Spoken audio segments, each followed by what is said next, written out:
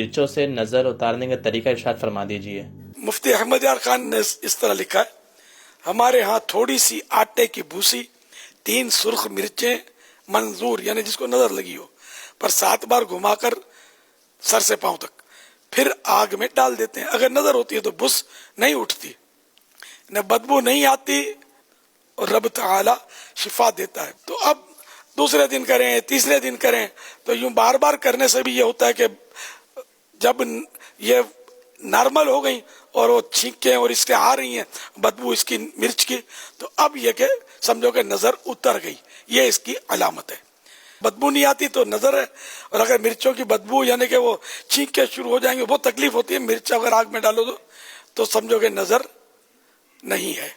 کہ مرچیں یہ اپنی جگہ پر نارمل ہیں، ورنہ وہ نظر کی اس سے یہ ایب نارمل ہو گئی کہ اس کا جو فطری نظام ہے بدبو دینے کا وہ نہیں دے رہی۔